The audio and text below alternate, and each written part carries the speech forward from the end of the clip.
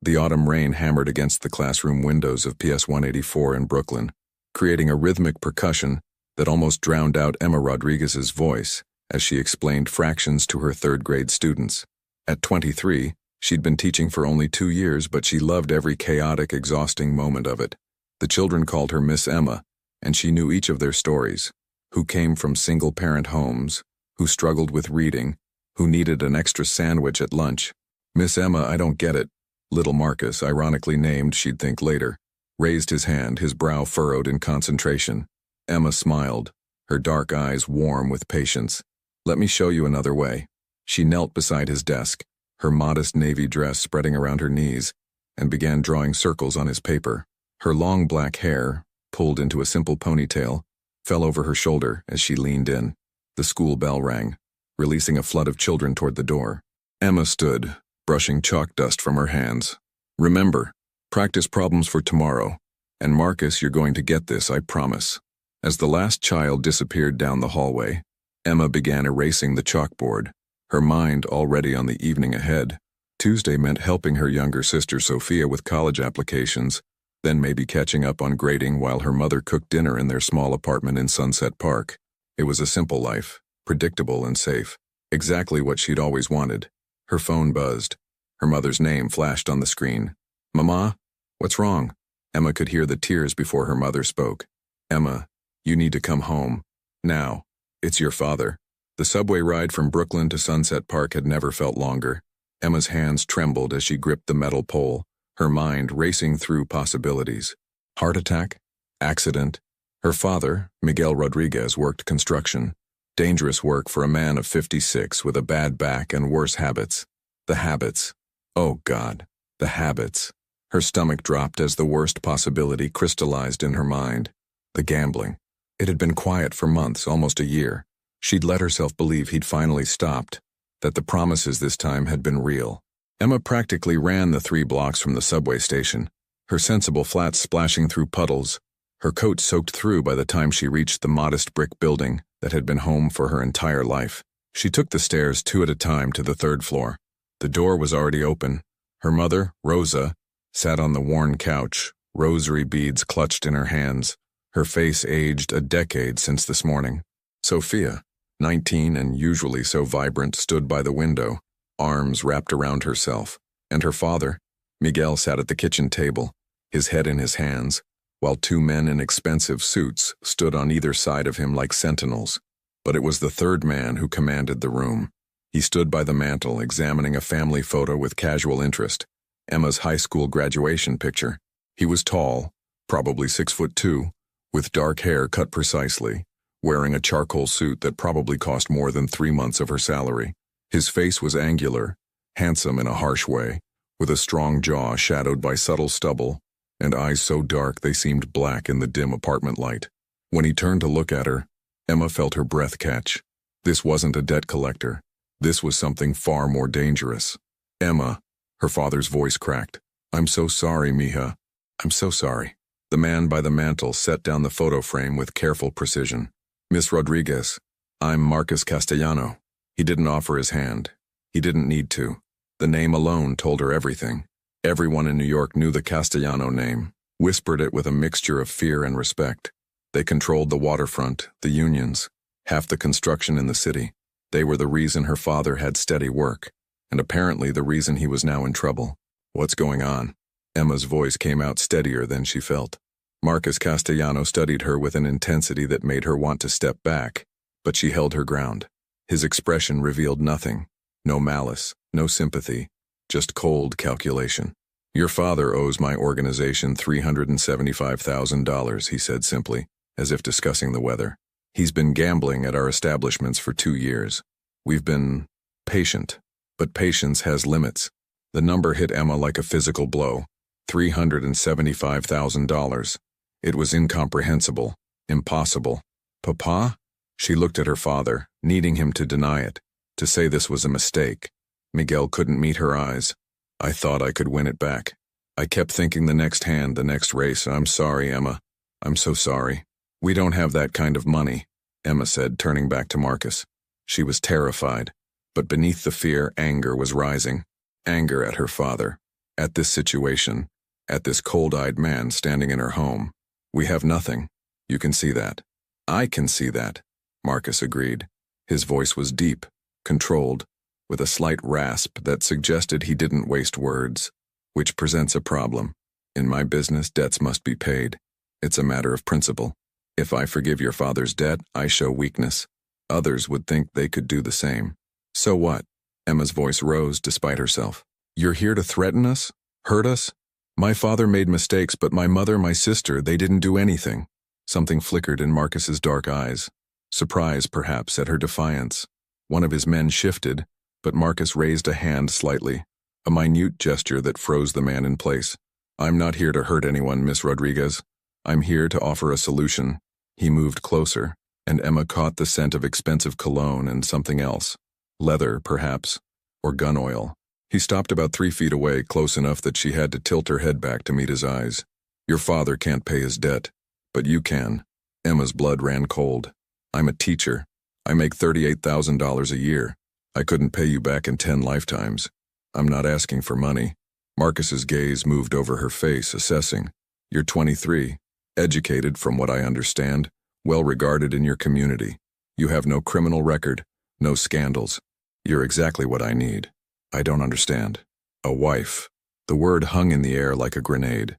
Emma actually laughed, a short, disbelieving sound. Excuse me, I need a wife, Marcus repeated, his tone unchanged, as if he was negotiating a business contract, which, she realized with growing horror, he was. I'm 35 years old. In my world, a man of my position without a family raises questions. It suggests instability, vulnerability. I have enemies who see my unmarried status as a weakness to exploit. He moved to the window, looking out at the rain-soaked street below. I've been pressured by the other families to marry, to show stability and commitment to our traditions. I need someone respectable, someone clean, someone who has no connections to our world who might bring complications. Emma's mind reeled. You want to marry me? To pay off my father's gambling debt? Consider it a business arrangement. We marry in a private ceremony. You move into my home, appear with me at necessary functions, play the role of my wife in public. In exchange, your father's debt is forgiven, and your family receives a monthly allowance of $10,000. This is insane, Emma whispered. You can't be serious. I assure you I'm very serious. Marcus turned back to her. I've had my people research you, Miss Rodriguez. You're intelligent, composed, beautiful in a natural way that doesn't draw suspicious attention. You have a clean background and a reputation for integrity. You're perfect for my needs. I'm not for sale. Everyone has a price, Miss Rodriguez. The question is whether you value your family's safety and future over your romantic notions of marriage. His voice hardened slightly. Your father's debt won't disappear. If you refuse, I'll take what I'm owed. Your father works in construction on buildings my family controls. Accidents happen. Your sister, Sophia, isn't it, has been accepted to NYU. Student debt can be crippling. Your mother has health issues, I understand. Healthcare is expensive. He wasn't threatening, not directly. He was simply stating facts. But the message was clear. Emma looked at her father, still unable to meet her eyes. Her mother, crying silently. Sophia, pale with fear. Her family, her responsibility. How long? Her voice was barely audible. I beg your pardon? Emma raised her chin, meeting his dark gaze directly. How long would this arrangement last? Something that might have been approval flickered across Marcus's face. 2 years minimum. After that, if you wish to divorce, we can arrange it quietly. The debt will remain forgiven. And during these 2 years, what exactly would you expect from me? Discretion, loyalty, presence when required. You'll have your own quarters in my home. I'm not a monster, Miss Rodriguez. I'm not looking for a real wife, just the appearance of one. Emma's laugh was bitter. Just the appearance. And what about my life? My job? My students? You'll have to resign. A woman in my position doesn't work as a public school teacher, but you'll have resources to do anything else you want. Charitable work, education, whatever interests you, as long as it doesn't compromise my reputation. So I give up everything. My career, my independence, my future. You save your family, Marcus corrected, and you gain security, wealth, protection. Many women would consider that a fair trade. I'm not many women. No, Marcus said quietly. studying her with those unreadable eyes. I can see that. Which is exactly why you're the one I want. Emma closed her eyes, feeling the weight of 3 sets of desperate eyes on her back, her family, waiting for her to save them from the destruction her father had brought upon them. It wasn't fair. It wasn't right. But since when had life been either? I need time to think, she said. You have until tomorrow evening. I'll return at 7 o'clock for your answer. Marcus pulled a card from his jacket pocket and placed it on the table. If you decide to accept, we'll begin arrangements immediately. The wedding would be in 2 weeks. 2 weeks? Emma's eyes flew open. I don't see the point in waiting. This is a business transaction, not a romance. He moved toward the door, his men following like shadows. He paused at the threshold, looking back at her. I understand this isn't what you wanted for your life, Miss Rodriguez, but I promise you this. I will honor our agreement. Your family will be protected and provided for. You will be treated with respect, and at the end of 2 years, if you choose to leave, you'll walk away with enough money to start whatever life you want. How generous, Emma said bitterly. It's fair, Marcus corrected. I don't cheat my business partners. Consider carefully, Miss Rodriguez. Tomorrow at 7. Then he was gone, taking his men and the oxygen in the room with him. The door closed with a soft click that sounded like a cell door locking. Emma stood frozen for a long moment before her father's sob broke through her paralysis. Emma, I'm so sorry, I never meant— Don't. Her voice was cold, a tone she'd never used with her father before. Don't you dare apologize. Do you understand what you've done? What you're asking me to do? You don't have to, Sophia said, finding her voice. Emma, you can't sacrifice yourself for his mistakes. If she doesn't, we're all at risk, Rosa said quietly, her rosary still clutched in her shaking hands. Men like that, they don't make empty threats.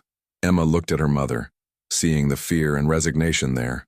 Rosa had grown up in the Bronx before it was gentrified, had seen what happened when people crossed the wrong families. I need air, Emma said abruptly. She grabbed her coat and fled the apartment, ignoring her mother's calls. The rain had softened to a drizzle. Emma walked without direction, her mind a chaos of emotions.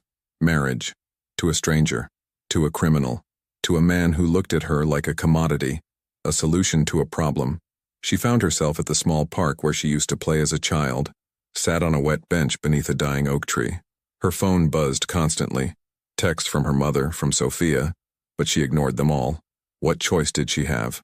Really, if she refused, her father would face consequences she couldn't bear to imagine. Her mother might lose the only home she'd ever known.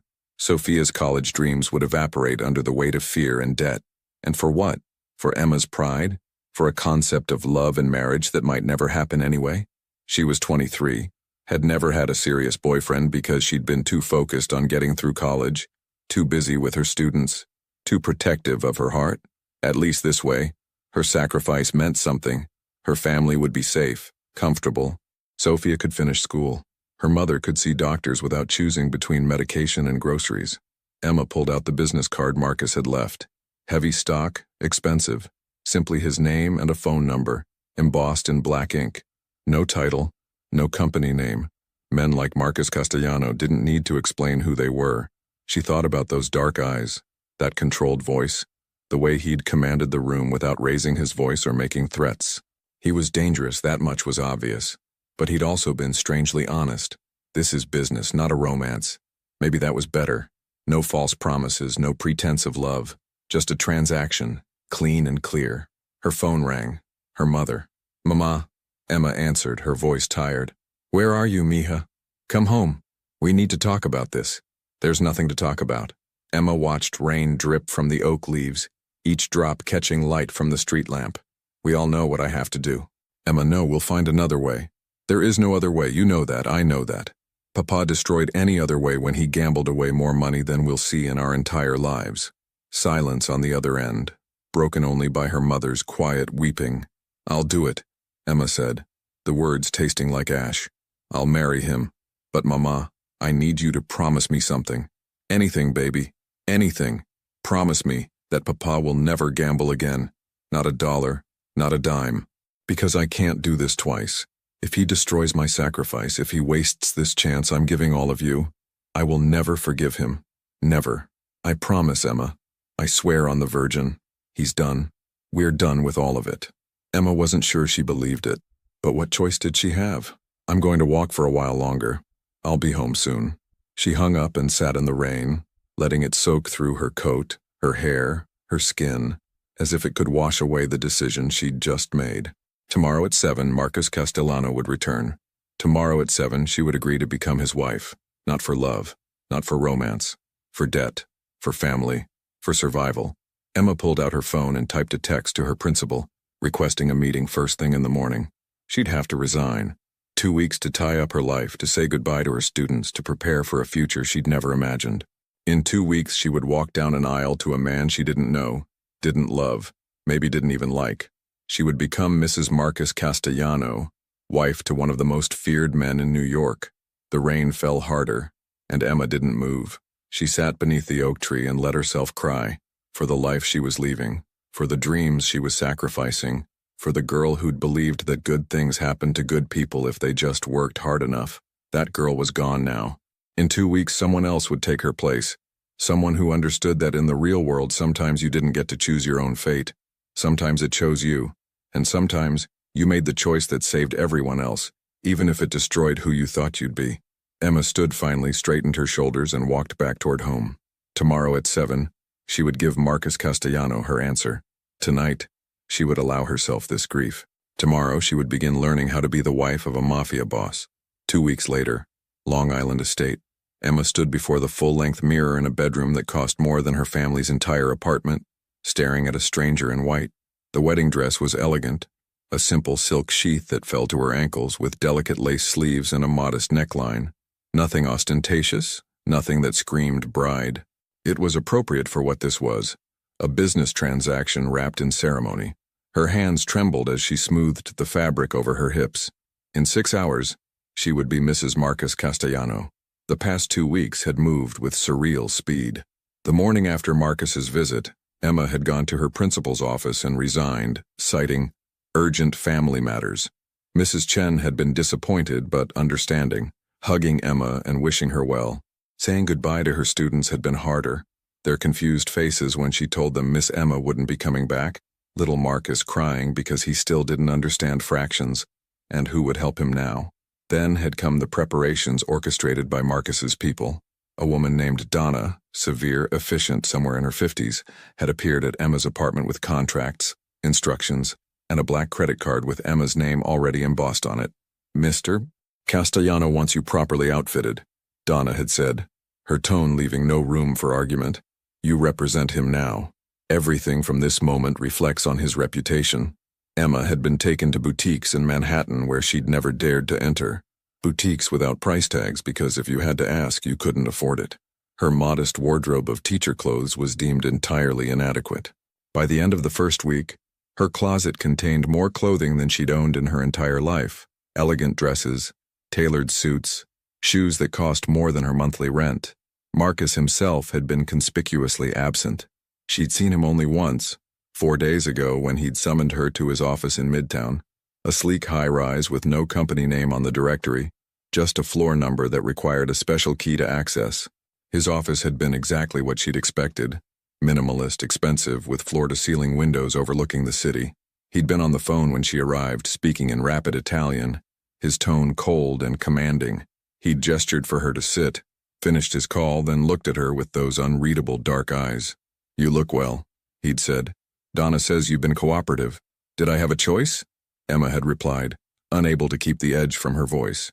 A slight smile had touched his lips, the first expression she'd seen from him besides cold calculation. "No, but I appreciate cooperation nonetheless." He'd slid a folder across his desk. "The prenuptial agreement.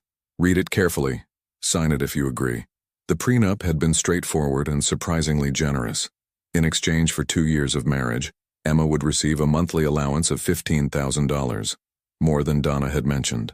At the end of 2 years, should she choose to divorce, she would receive a one-time payment of $2 million, provided she maintained absolute discretion about Marcus's business affairs. If she violated confidentiality, the penalties were severe enough to make Emma's stomach turn.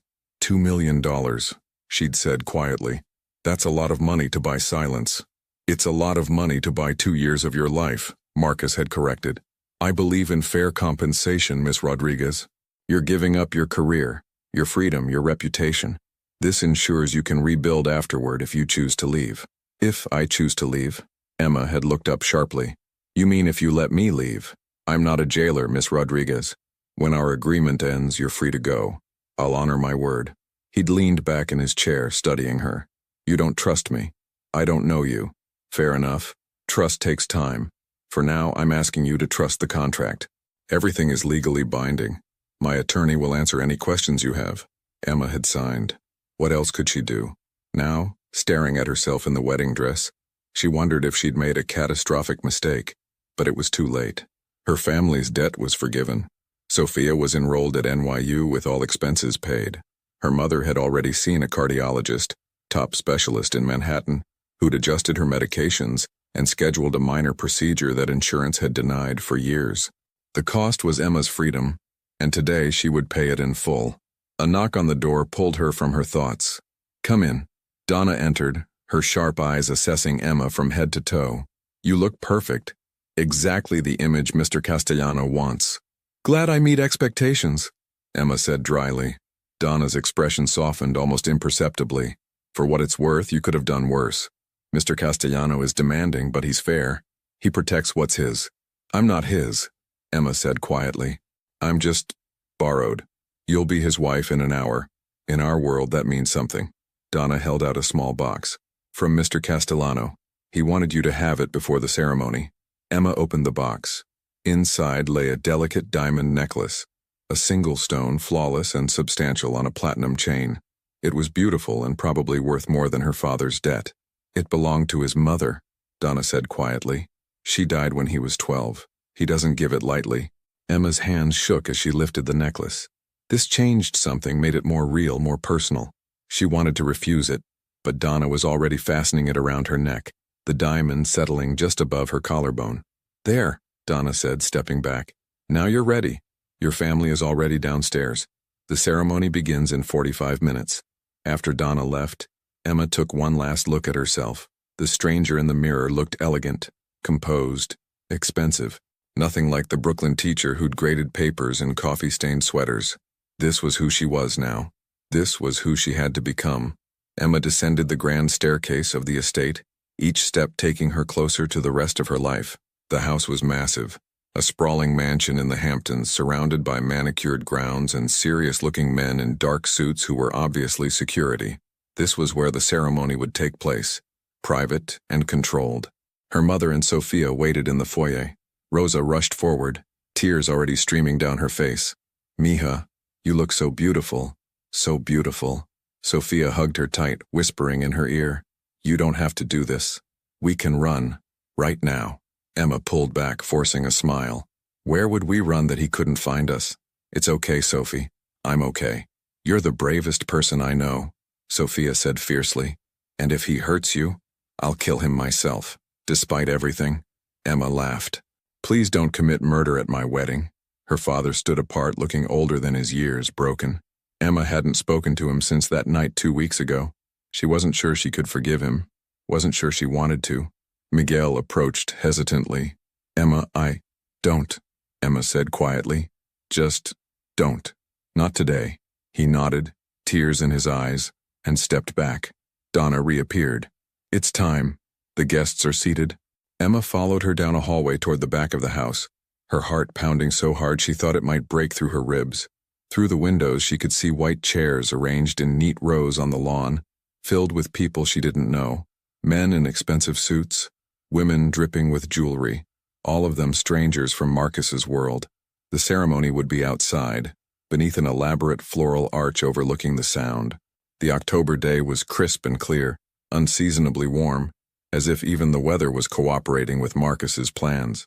Music began, classical, elegant, impersonal. This is it, Donna said. Your mother and sister will be seated. You'll walk alone. Mr. Castellano is already at the altar. Walk alone. No father to give her away because she couldn't stomach the hypocrisy of Miguel handing her over to pay for his sins. Better to walk alone, to make this choice, if it could be called a choice, on her own terms. Emma stepped through the French doors onto the lawn. All heads turned. She felt their eyes on her, assessing, judging, wondering who this nobody was that Marcus Castellano had chosen to marry. But she only saw him. Marcus stood beneath the floral arch in a black tuxedo that fit him like it was designed specifically for his body, which it probably was. His dark hair was perfectly styled, his strong jaw clean-shaven. He looked powerful, dangerous, and completely in control. His eyes locked onto hers, and Emma felt that same breathless sensation from their first meeting.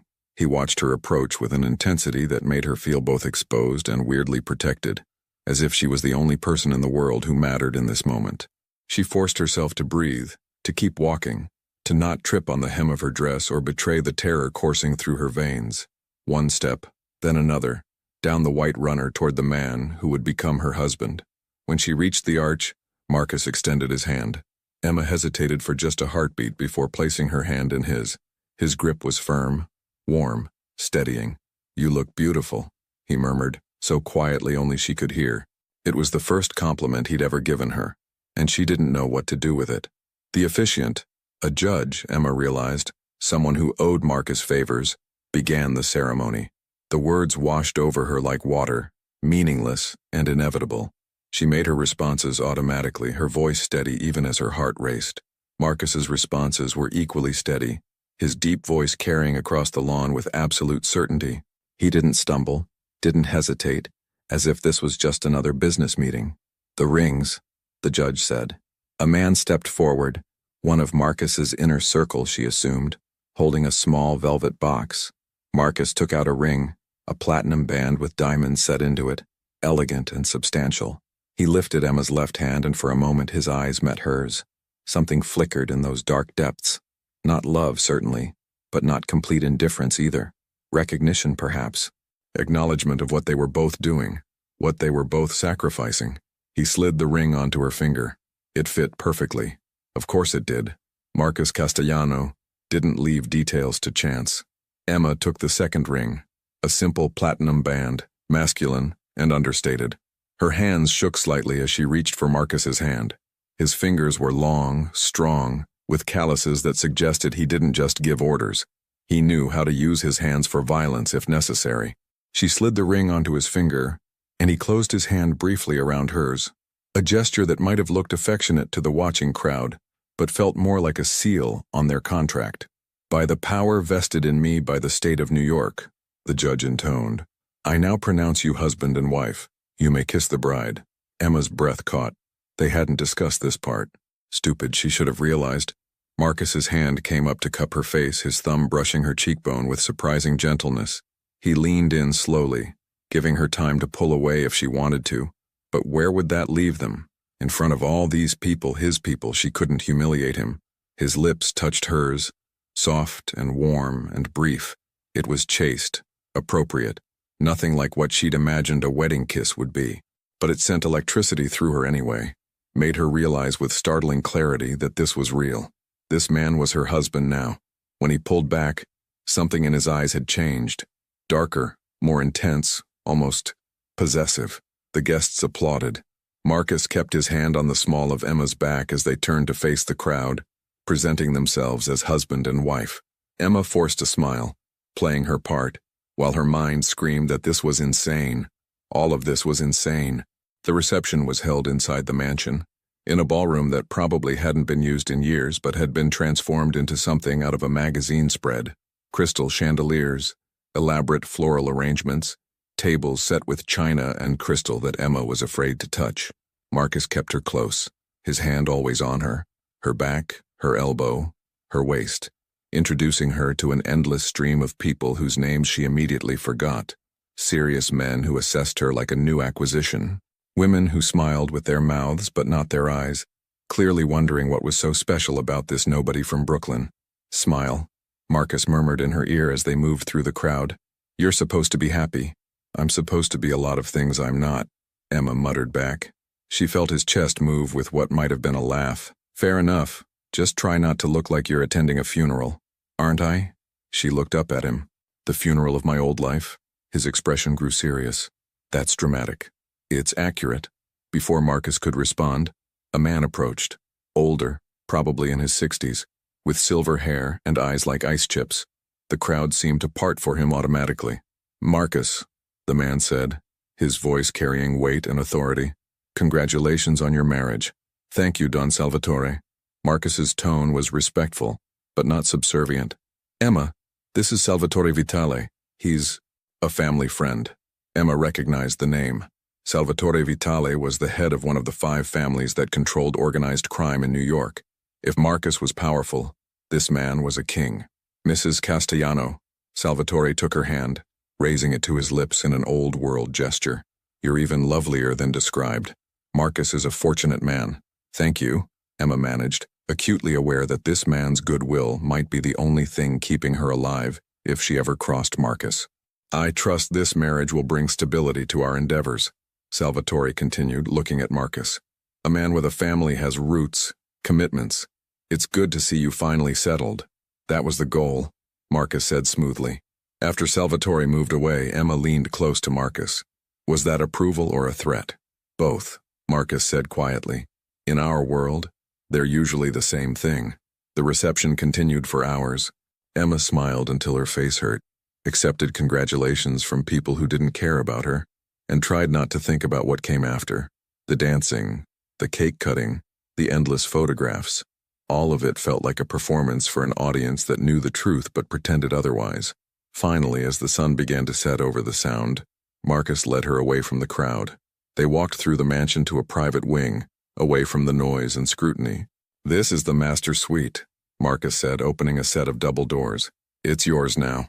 The room was enormous, larger than Emma's entire apartment had been. A massive bed dominated the space, draped in expensive linens.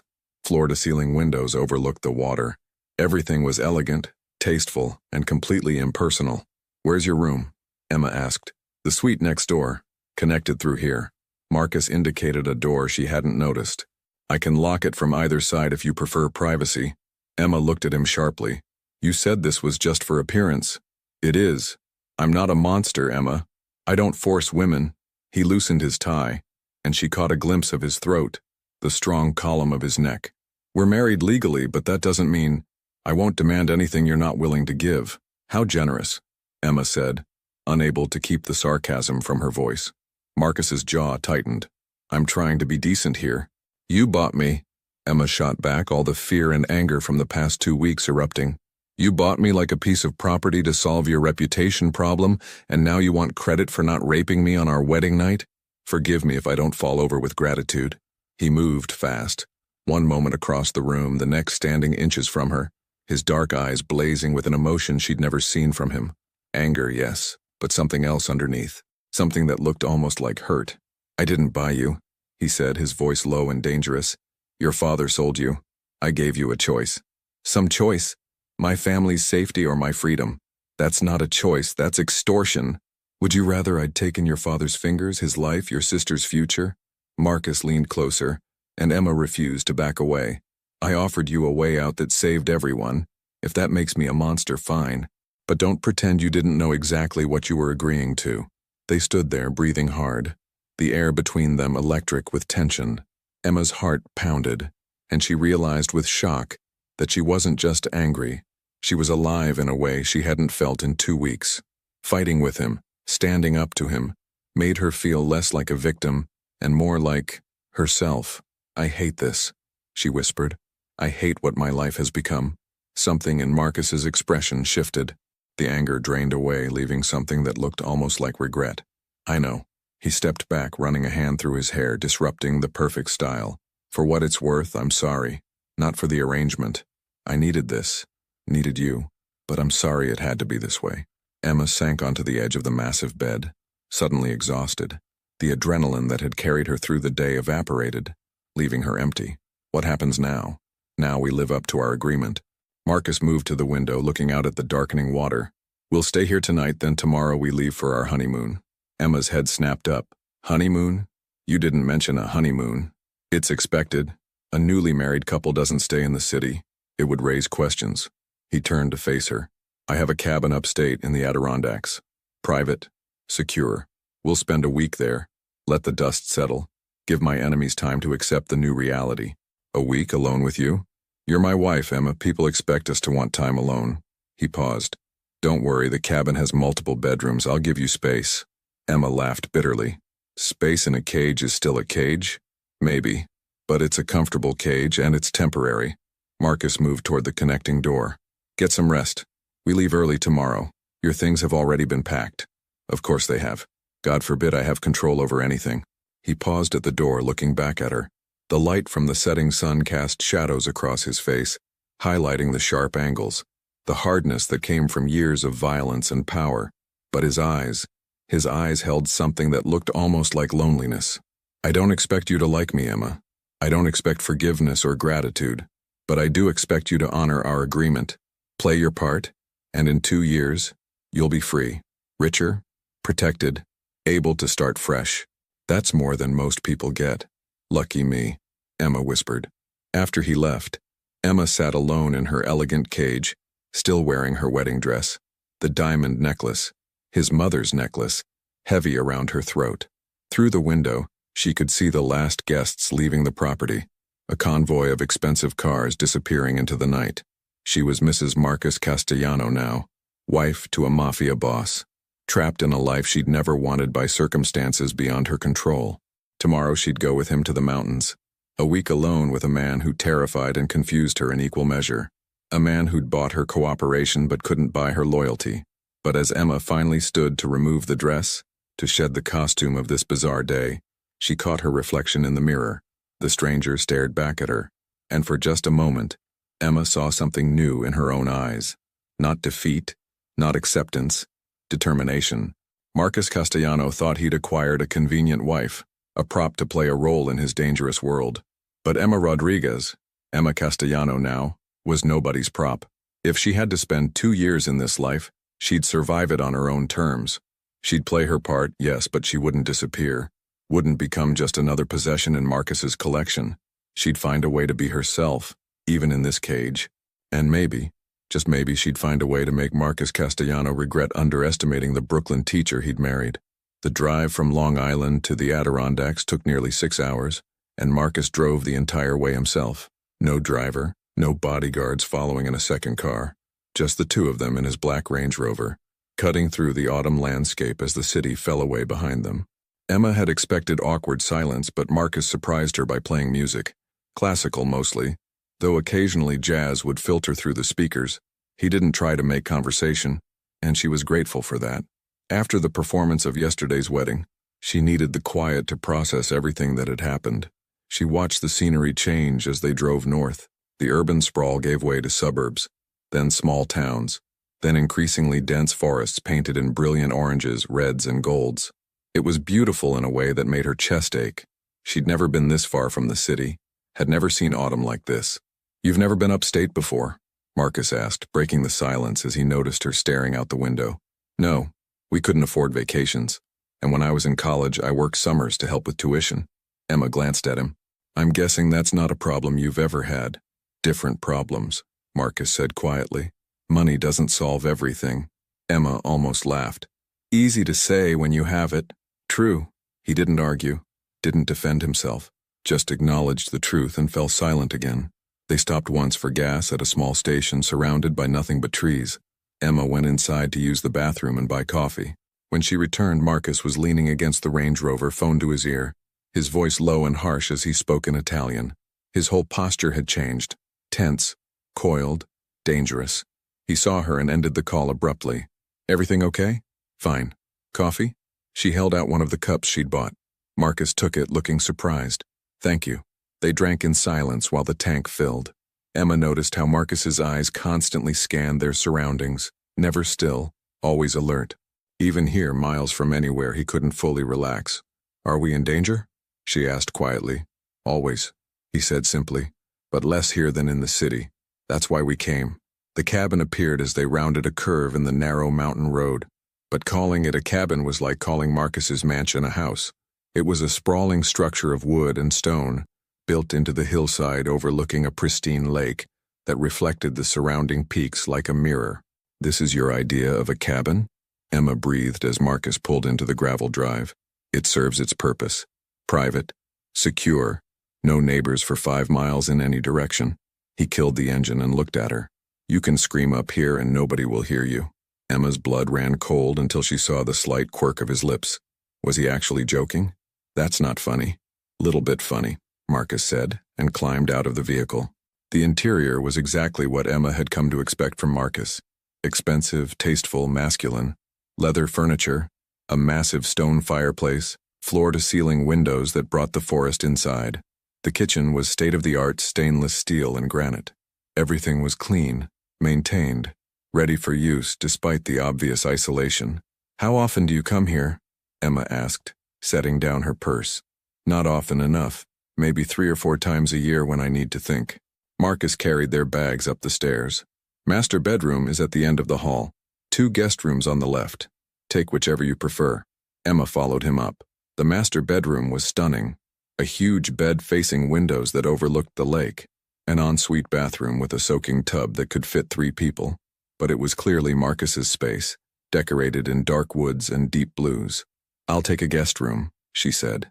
If Marcus was disappointed, he didn't show it. He simply nodded and carried her bags to the room next door. Still beautiful, still luxurious, but smaller, more neutral. "There's food in the kitchen. I had someone stock it before we arrived. Make yourself at home." "This isn't my home," Emma said quietly. Marcus paused in the doorway. "For the next week it is. Try to relax, Emma. Nobody's watching here. Nobody's judging. You don't have to perform." After he left, Emma explored her room, then ventured into the bathroom to wash her face. She looked tired, she realized, dark circles under her eyes from poor sleep. Mrs. Marcus Castellano stared back at her from the mirror, still a stranger. She changed into jeans and a sweater, her own clothes, not the expensive things Donna had bought her, and felt more like herself. If she was trapped here for a week, she might as well be comfortable. Downstairs, she found Marcus in the kitchen, surprisingly, cooking. He'd changed, too, into dark jeans and a charcoal Henley that showed off his powerful build. His sleeves were pushed up, revealing forearms marked with old scars, and what looked like the edge of a tattoo. "You cook?" Emma asked, startled. "I survive," Marcus said, not looking up from the vegetables he was chopping with professional precision. "My mother taught me before she died. She said a man who can't feed himself is weak." Emma leaned against the counter, watching him work. "You never talk about her." "Not much to say. She died when I was 12. Cancer." His knife moved rhythmically, each cut perfect. "My father raised me after that. He taught me everything else. The business, the rules, how to survive in our world." "Is he still alive?" "No, he was killed when I was 23. Rival family, territorial dispute. They left him in the street like garbage." Marcus's voice remained steady, but Emma saw his knuckles whiten around the knife handle. "I spent 2 years hunting down everyone responsible. That's when I became what I am now." The casual way he spoke about murder should have terrified Emma, but instead she felt oddly sad. "You were 23. That's how old I am now." "I know." Marcus finally looked at her, his dark eyes unreadable. "You want to help or just watch?" Emma pushed off the counter. "What do you need?" They cooked together in surprisingly comfortable silence. Marcus made pasta from scratch. Actually from scratch, mixing flour and eggs with his hands, kneading the dough with practiced ease. Emma prepared a salad and garlic bread, following his terse instructions. It felt surreal, domestic, nothing like what she'd expected from this week. They ate at the large wooden table overlooking the lake as the sun set, painting the water gold and orange. Marcus poured wine, expensive of course, and they ate the simple meal in silence broken only by the crackling fire he'd built in the fireplace. "This is good," Emma admitted finally. "The pasta, it's really good. My mother's recipe." Marcus refilled her wineglass. "She was from Sicily. Cooking was sacred to her even when we didn't have much money." "You didn't have money?" Emma was surprised. "Not always. My father was a soldier when I was born, not a boss. We lived in a tiny apartment in Queens. I remember being hungry sometimes before he moved up the ranks." Marcus leaned back, wineglass in hand. "People think we're born into wealth. Some are, but most of us fight for every inch." Emma studied him in the firelight. He looked different here, less controlled, more human. The hard edges were still there, but softened somehow by the casual clothes, the domestic setting, the wine. "Why me?" she asked suddenly. "Really? You could have chosen anyone. Why a teacher from Brooklyn with no connections?" Marcus was quiet for a long moment, swirling the wine in his glass. "That's exactly why. No connections means no complications. No family allegiances that might conflict with mine. No history in our world that could be used against either of us." He met her eyes. "And because when I had you investigated, Every single person said the same thing. Emma Rodriguez is good, honest, kind. I needed someone good, Emma. Someone who might actually survive this life without becoming corrupted by it. Assuming I don't become corrupted by it, Emma said quietly. You won't. You're stronger than you think. He stood, collecting the dishes. Get some rest. Tomorrow we can explore the lake if you want, or just stay in and read, whatever you prefer. Emma helped clean up, then retreated to her room. She tried to read but couldn't focus. Her mind kept replaying dinner, the unexpected intimacy of cooking together, the glimpses of the man beneath the Mafia boss exterior. She was still awake at midnight when she heard footsteps in the hallway, then the sound of the back door opening. Curious, she went to her window and saw Marcus walking down toward the lake, a bottle in his hand. Emma should have stayed in her room, should have respected his privacy. Instead, she grabbed a blanket and followed. She found him sitting on the dock, feet dangling over the water, drinking directly from a bottle of whiskey. The moon was nearly full, reflecting off the still surface of the lake. Can't sleep either? She asked softly. Marcus didn't turn around. You should go back inside. Probably. But Emma sat down beside him anyway, wrapping the blanket around her shoulders against the October chill. Are you okay? Why wouldn't I be? Because you're sitting alone in the dark drinking whiskey straight from the bottle. That's usually a sign someone's not okay. Marcus laughed, a real laugh, rough and genuine. Fair point. He offered her the bottle. Want some? Emma hesitated, then took it. The whiskey burned going down, making her cough, but warmth spread through her chest. She handed it back. They sat in silence, passing the bottle back and forth, watching moonlight dance on the water. Emma felt the alcohol loosening something in her chest, dissolving the fear and anger she'd been carrying. I was supposed to marry someone else, Marcus said suddenly. 3 years ago. Her name was Isabella, daughter of a boss from New Jersey. It was arranged, like ours, but we'd known each other since we were kids. Actually liked each other. Emma's heart clenched unexpectedly. What happened? She was killed.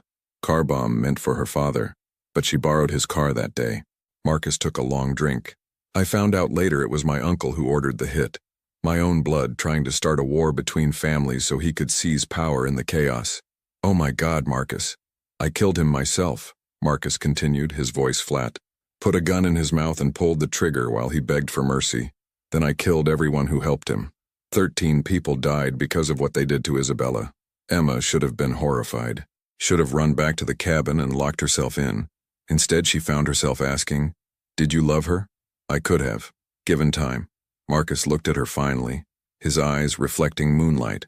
After she died, I swore I'd never put myself in that position again. Never care enough about someone that losing them could destroy me. That's why our arrangement is perfect. No feelings, no vulnerability, no weakness. That's a lonely way to live, Emma said softly. It's a safe way to live. He took another drink. In my world, Emma, love is a weapon. The people you care about become targets. I've seen men broken because their enemies found their weakness. A wife, a child, a lover. I won't be that man. Emma understood then, really understood, why Marcus had chosen her. Not just for appearance, not just for convenience. He'd chosen someone he thought he could never love, someone who would remain at a safe distance emotionally, even while playing the role of wife. She should have felt insulted. Instead, she felt sad for him. You can't control everything, she said. Feelings don't follow rules. I've managed for 12 years. Marcus stood, swaying slightly. The whiskey was affecting him more than he wanted to show. You should go inside, it's cold. So should you. I'll be fine. Marcus. Emma stood too, and maybe it was the whiskey or the moonlight or the sheer insanity of her situation, but she reached out and touched his arm. Come inside, please. He looked down at her hand on his arm, then at her face. Something shifted in his expression, the careful control cracking just slightly. Why do you care? I don't know, Emma admitted honestly, but I do. Come on. They walked back to the cabin together, Marcus's steps less steady than usual. Inside, he moved toward the stairs but stumbled.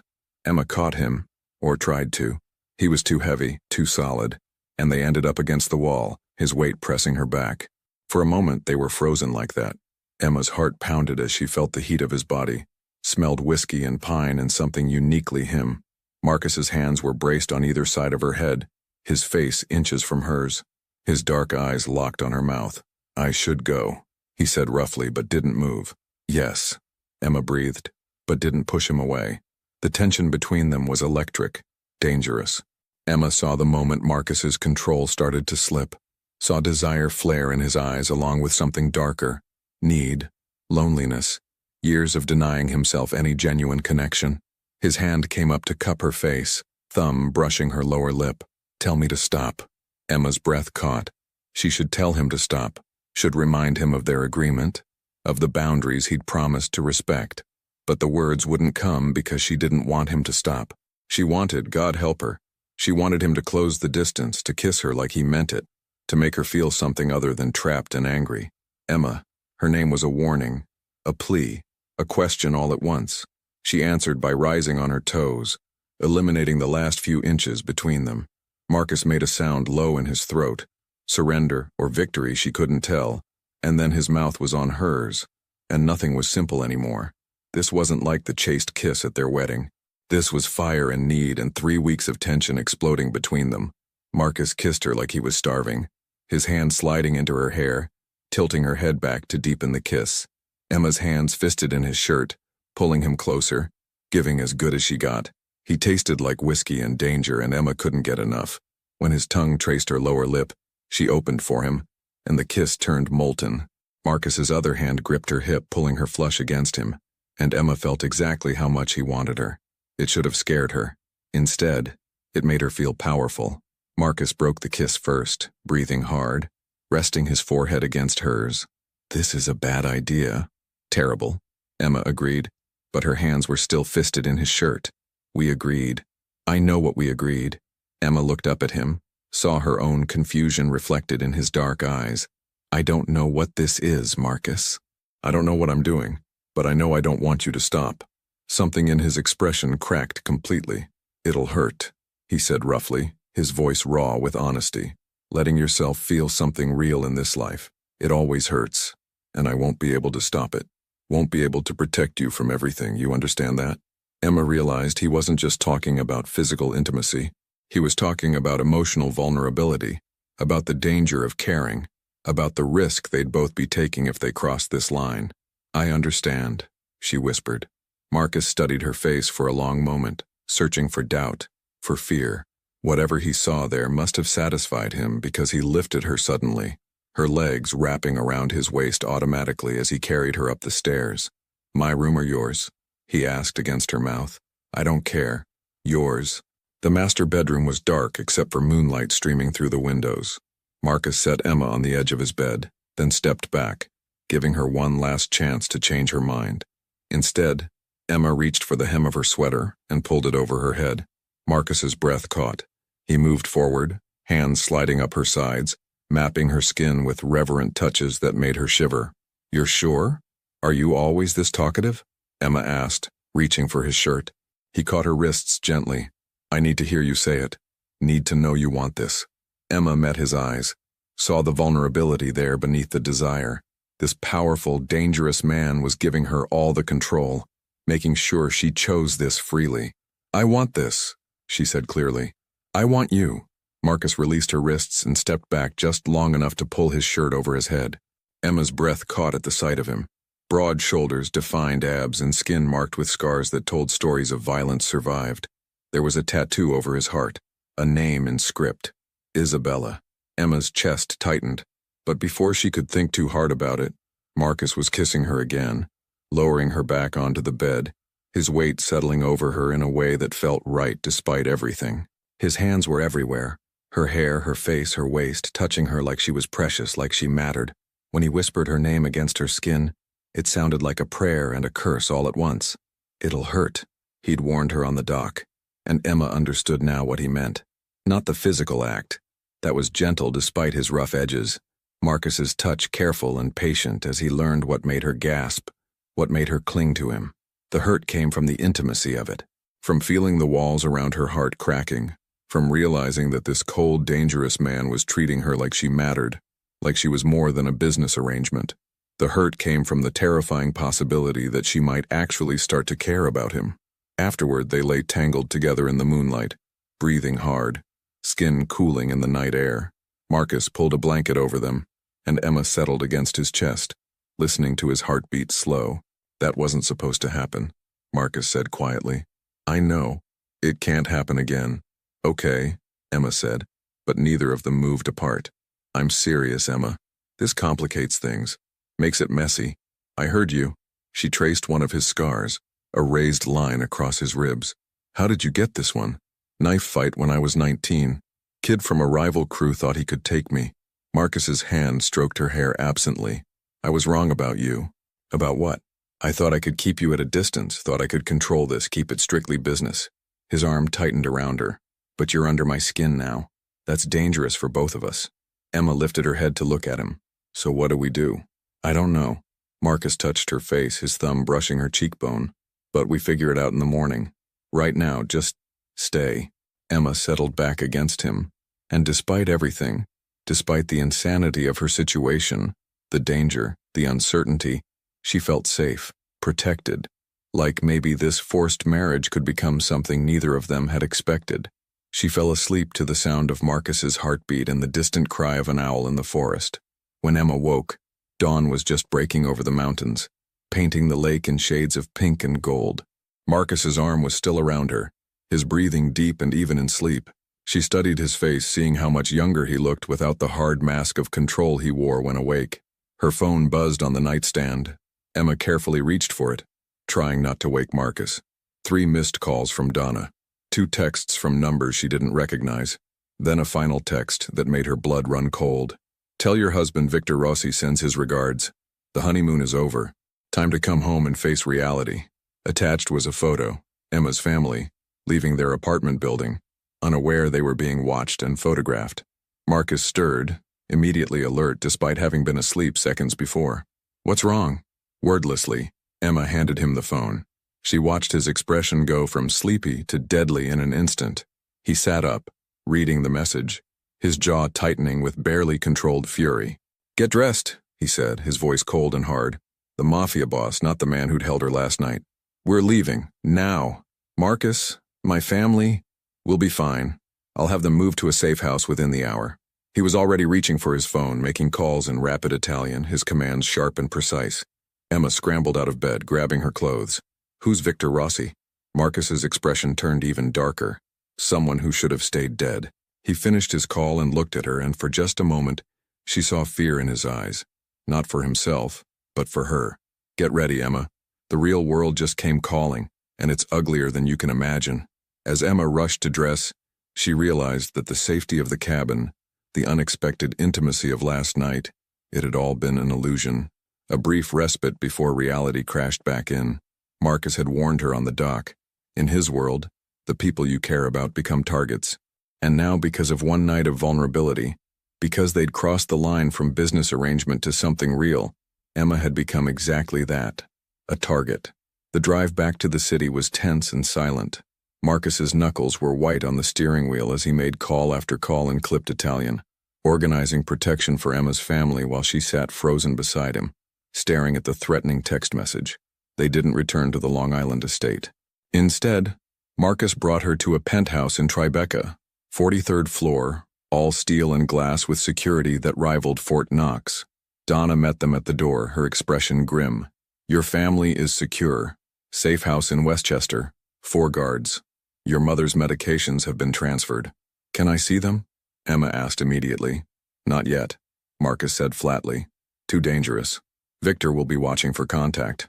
So I'm supposed to just hide here? Emma's voice rose. You're supposed to stay alive. Marcus disappeared into his office without another word, already on another call. Emma stood in the massive living room feeling utterly helpless.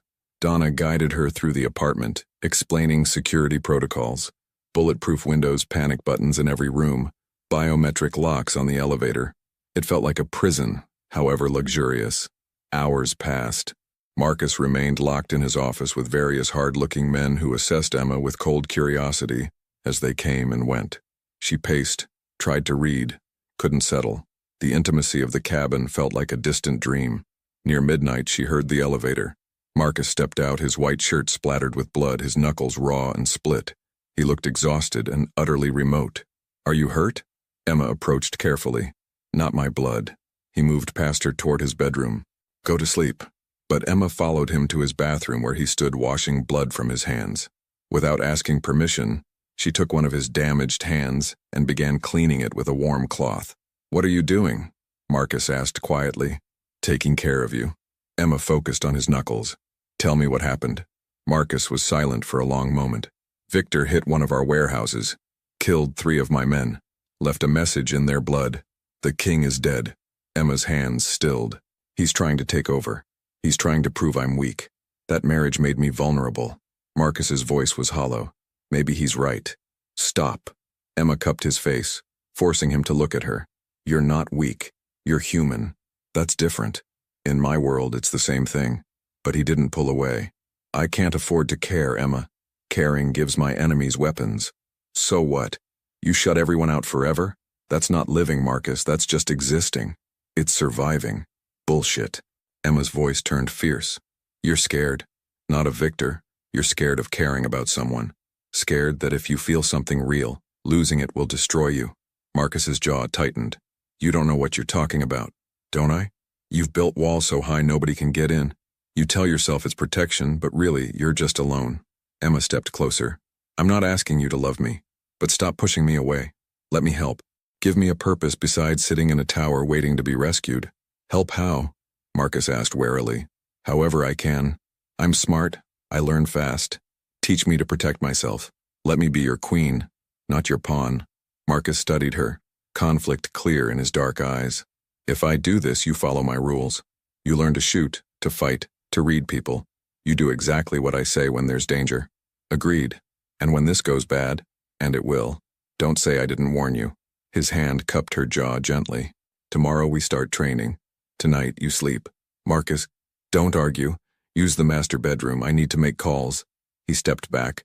"War is coming, Emma. I need to be ready." Emma wanted to protest but saw the exhaustion in every line of his body. "We'll figure this out. Together."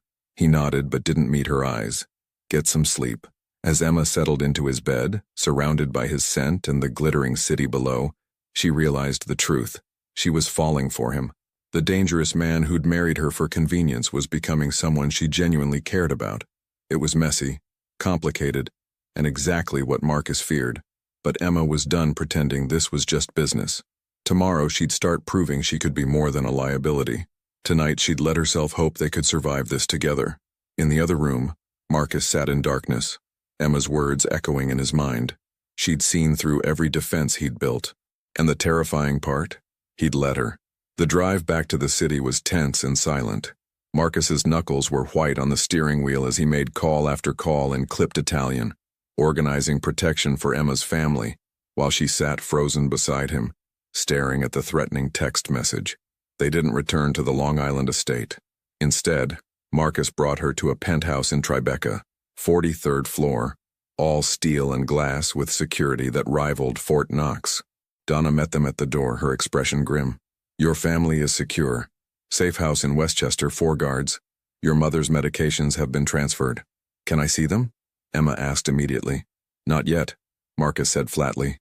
"Too dangerous. Victor will be watching for contact." "So I'm supposed to just hide here?" Emma's voice rose. "You're supposed to stay alive."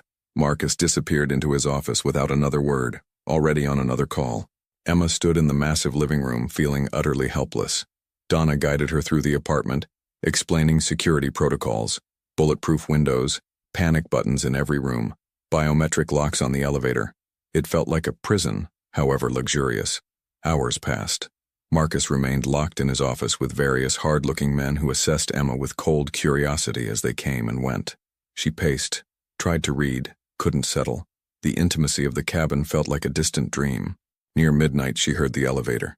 Marcus stepped out, his white shirt splattered with blood, his knuckles raw and split. He looked exhausted and utterly remote. "Are you hurt?" Emma approached carefully. "Not my blood." He moved past her toward his bedroom. "Go to sleep." But Emma followed him to his bathroom where he stood washing blood from his hands. Without asking permission, she took one of his damaged hands and began cleaning it with a warm cloth. "What are you doing?" Marcus asked quietly. "Taking care of you." Emma focused on his knuckles. "Tell me what happened." Marcus was silent for a long moment. "Victor hit one of our warehouses. Killed 3 of my men. Left a message in their blood. The king is dead." Emma's hand stilled. "He's trying to take over. He's trying to prove I'm weak. That marriage made me vulnerable. Marcus's voice was hollow. Maybe he's right. Stop. Emma cupped his face, forcing him to look at her. You're not weak, you're human, that's different. In my world, it's the same thing. But he didn't pull away. I can't afford to care, Emma. Caring gives my enemies weapons. So what? You shut everyone out forever? That's not living, Marcus. That's just existing. It's surviving. Bullshit. Emma's voice turned fierce. You're scared, not of Victor. You're scared of caring about someone. Scared that if you feel something real, losing it will destroy you. Marcus's jaw tightened. You don't know what you're talking about, don't I? You've built walls so high nobody can get in. You tell yourself it's protection, but really you're just alone. Emma stepped closer. I'm not asking you to love me, but stop pushing me away. Let me help. Give me a purpose besides sitting in a tower waiting to be rescued. Help how? Marcus asked warily. However I can. I'm smart, I learn fast. Teach me to protect myself. Let me be your queen, not your pawn. Marcus studied her, conflict clear in his dark eyes. If I do this, you follow my rules. You learn to shoot, to fight, to read people. You do exactly what I say when there's danger. Agreed. And when this goes bad, and it will, don't say I didn't warn you. His hand cupped her jaw gently. Tomorrow we start training. Tonight you sleep. Marcus, don't argue. Use the master bedroom. I need to make calls. He stepped back. War is coming, Emma. I need to be ready. Emma wanted to protest but saw the exhaustion in every line of his body. We'll figure this out. Together. He nodded but didn't meet her eyes. Get some sleep.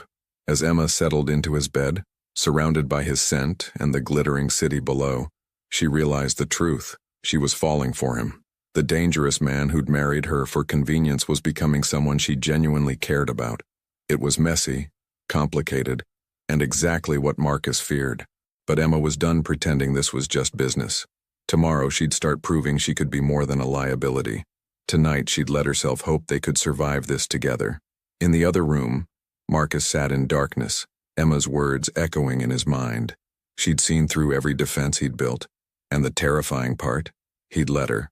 3 months later, winter in New York. Emma's hands no longer shook when she held a gun. Her aim was precise, her stance confident as she fired at the target in Marcus's private range.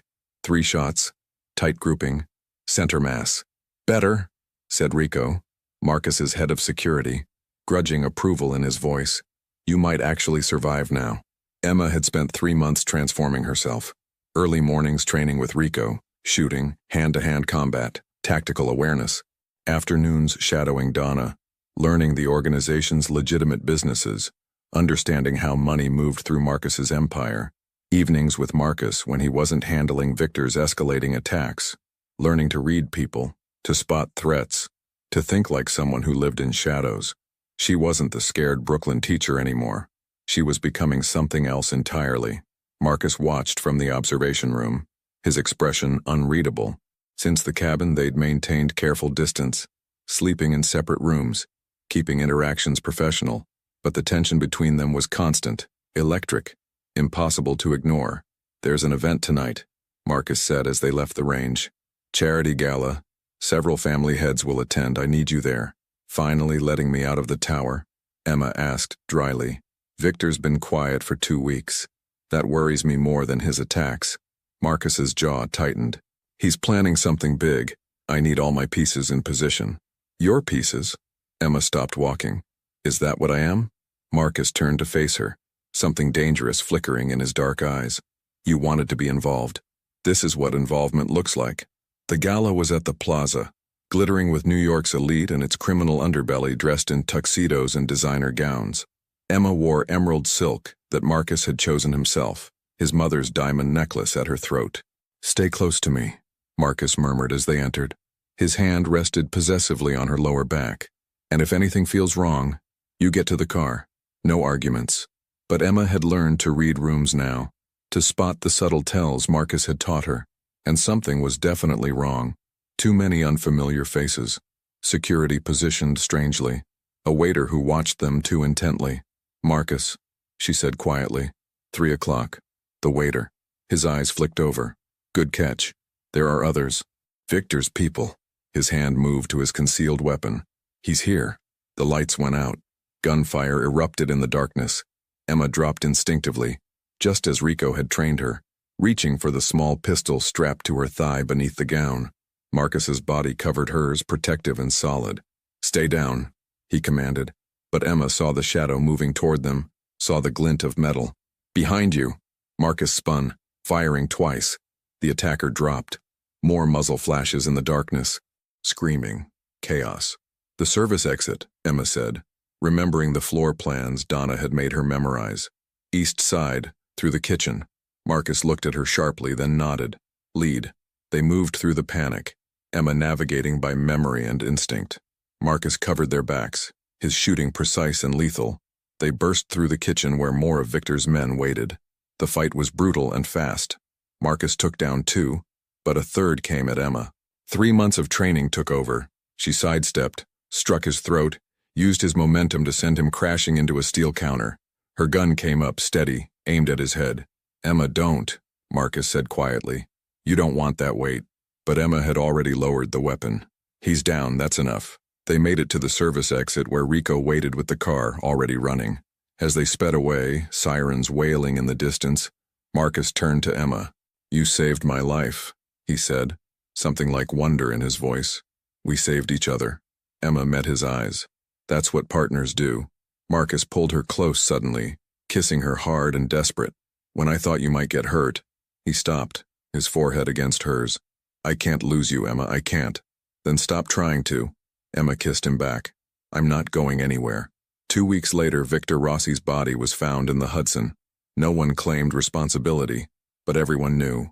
The war was over. Emma stood in Marcus's penthouse watching snow fall over the city. His arms came around her from behind, familiar and warm. "The commission met today," he said quietly. "They've officially recognized you as my partner in the organization. Not just my wife, my equal." Emma turned in his arms. "And what do you recognize me as?" Marcus smiled. A real smile, rare and precious. "Everything I never knew I needed. My queen, my partner." He kissed her softly. "My love." "Took you long enough to figure that out?" Emma teased. "I'm a slow learner." His expression grew serious. "Our 2-year agreement ends in 18 months. You're free to leave if you want. I'll honor every term." Emma touched his face, this dangerous man who'd become her whole world. "I'm already free, Marcus. I choose to stay. I choose you. Even knowing what this life costs? Especially knowing that." Emma kissed him. "We face it together. No more walls. No more distance. Just us." Marcus held her as snow blanketed the city. 2 people who'd started as strangers bound by debt and ended as partners bound by something far stronger. Love forged in fire, tested by violence, and proven through surrender. Emma had come to this life as a sacrifice. She stayed as a queen who'd claimed her throne.